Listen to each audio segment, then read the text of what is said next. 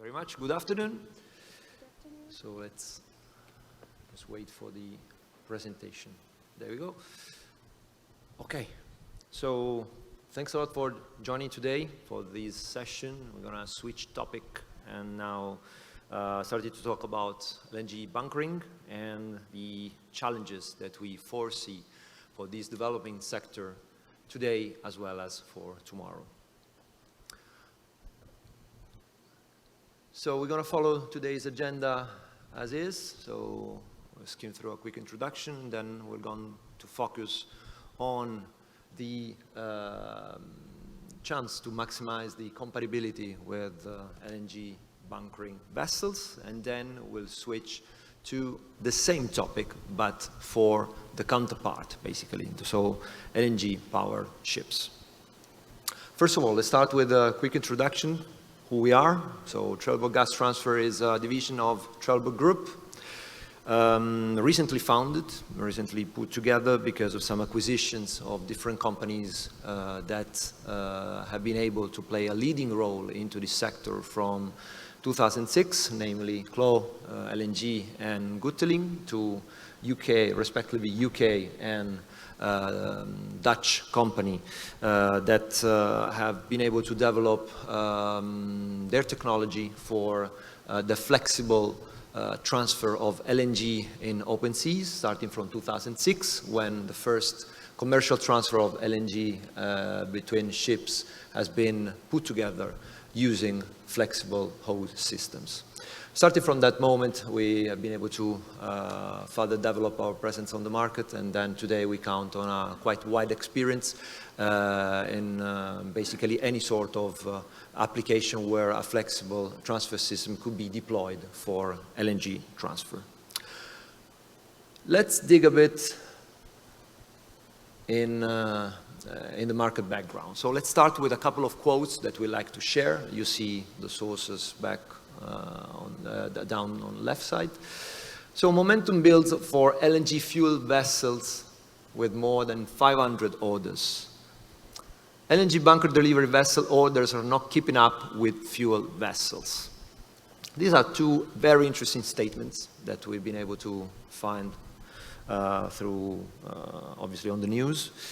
And they are quite in line with the numbers that so far have been able to put together by third parties like SGMF, as you can see over here, or as well as DNV. So SGMF, in their latest numbers, are counting for a sum of 2 days in operation LNG fuel ships and the ships in order of 913 ships. And they account for 53 LNG bunkering ships, again, summing what's 2 days in operation and what will come next. I've added another source from DNV, bottom left, where the 913 number is elevated to 970. We're not here to question the numbers, but we need to take in mind the magnitude of such numbers. There's basically 1,000 ships which are going to be in waters start between today and 2028, and they will all have a dual fuel technology for LNG fueling as well.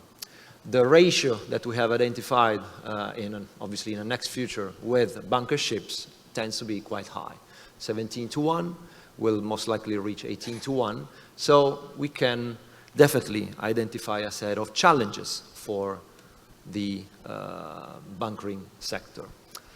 Specifically, two main challenges. First of all, bunker ships are expected to act in the most versatile fashion possible in the coming years, but also today. So we do have a short-term challenge, which is basically the maximization of the compatibility with existing LNG fuel ships, but also have a long-term challenge, which is basically the chance to ensure the compatibility across the operational life of bunkering vessels.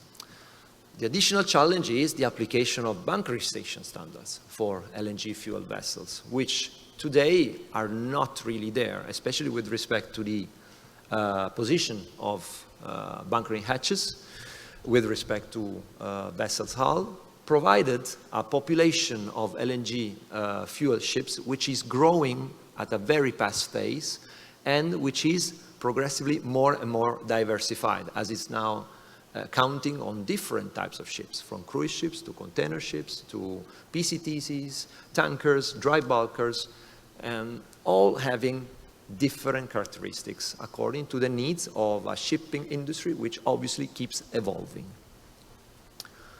So when we talk about compatibility for LNG bunker ships, we need to deal with different aspects which are all today mastered by LNG bunker ships and their operators. So definitely it's an interesting challenge. It's a nice mix of variables that they have to take into consideration for planning their bunkering operations, but there are two main variables, namely the hose length and the crane reach, which we feel are going to have a specific role for the next future.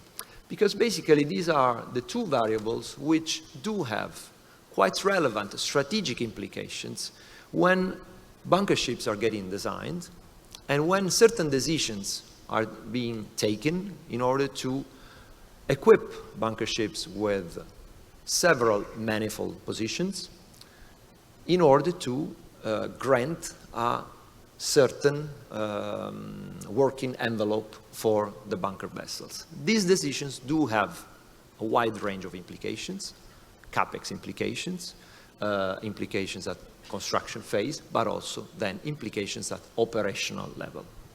So how can we help targeting such compatibility challenges?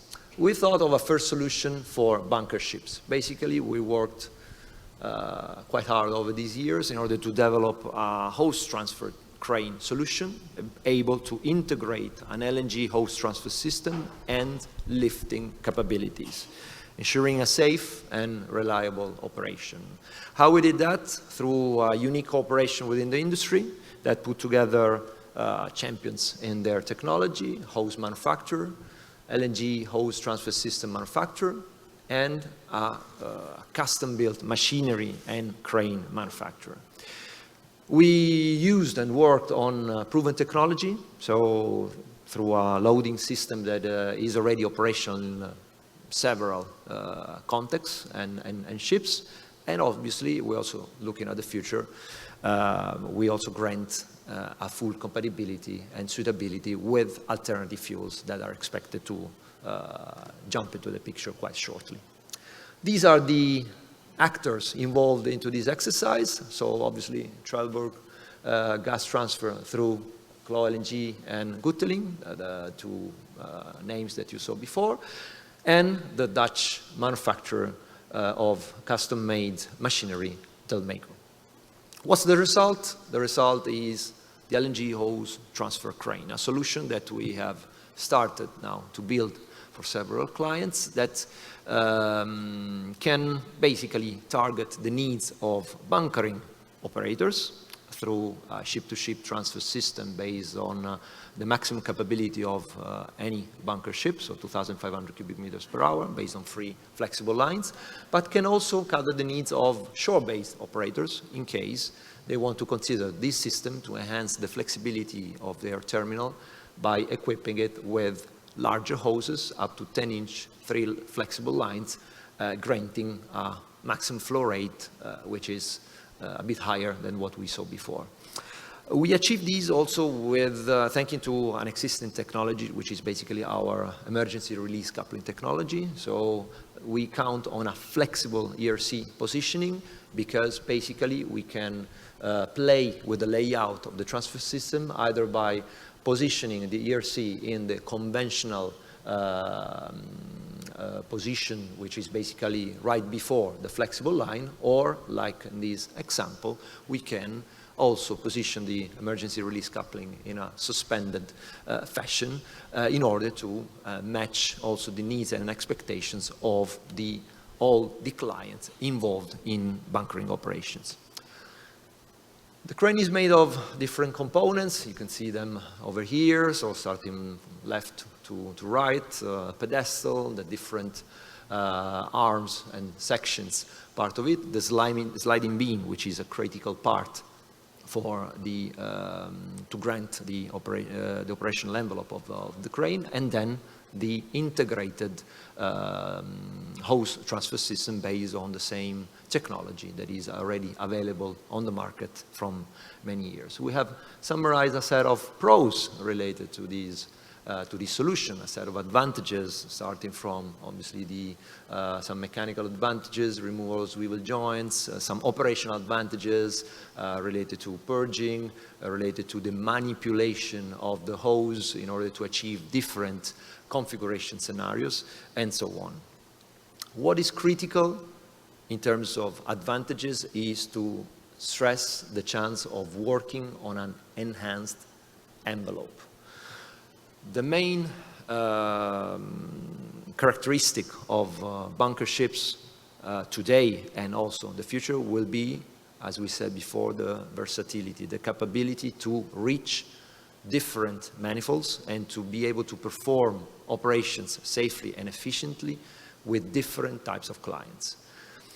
Having an enhanced working envelope is a big advantage at the commercial stage. You can basically increase the number and population of your clients, and by thinking in advance about what is going to be the operational envelope, you can also open up for new business opportunities.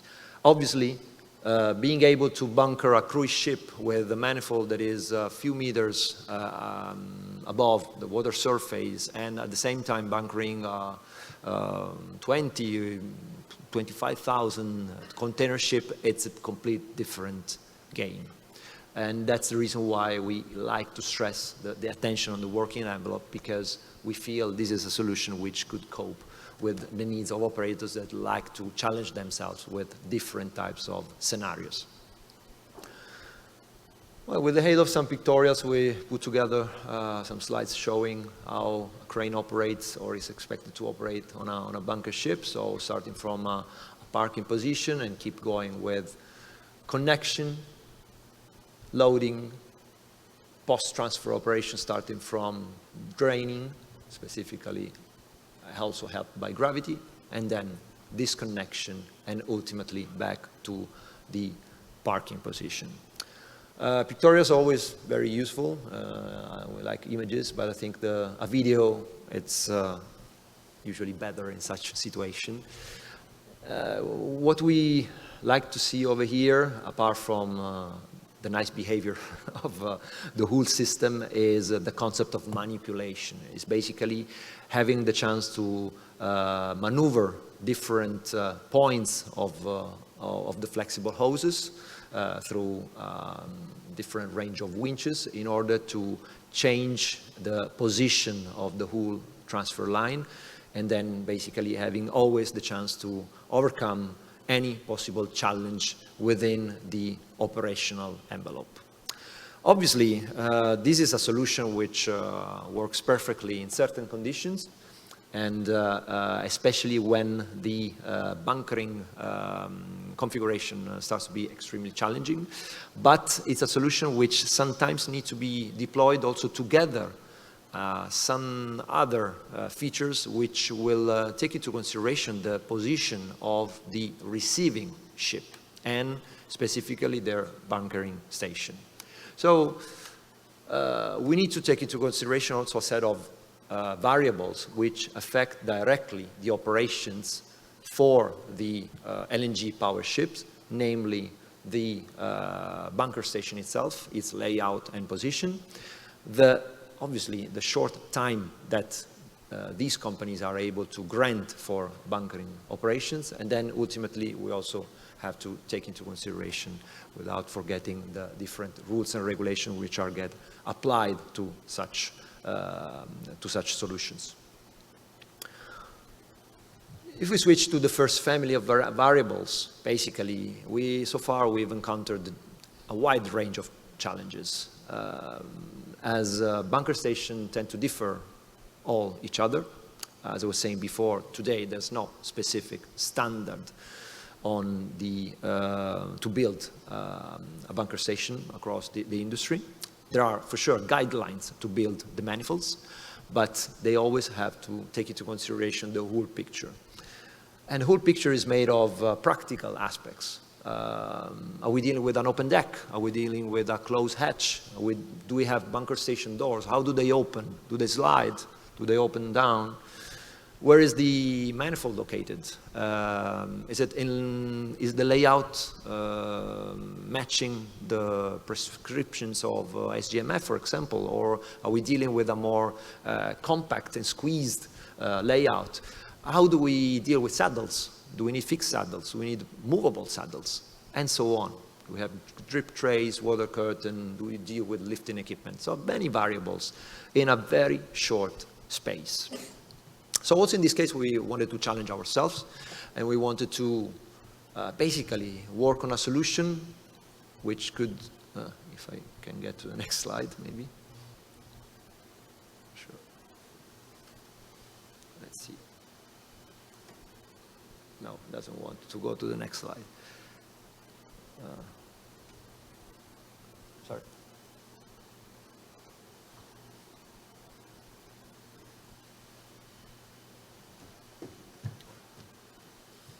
Try to see if it's what's happening.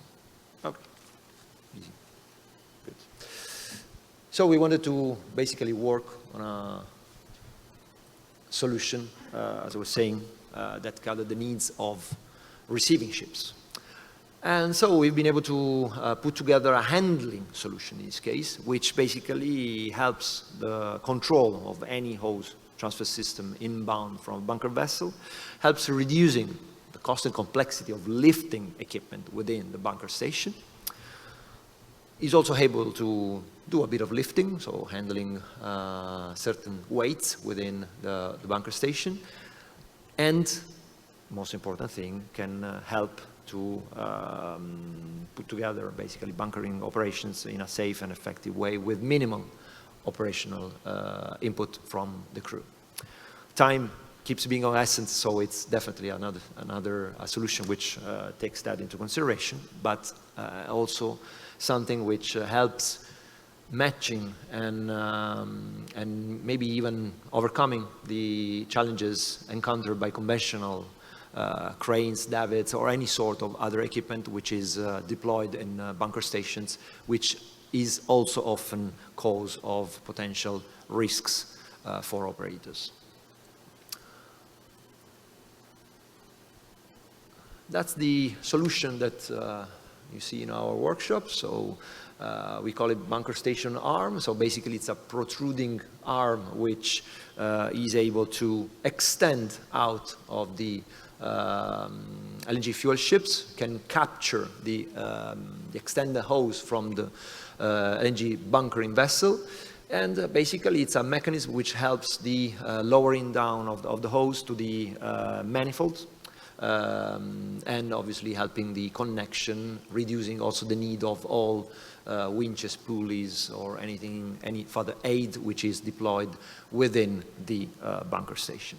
You can see some images again over here. So when it starts to work in a fully extended position and then in fully retracted position, but also in this case, the video is always helpful to understand well how the system is expected to work.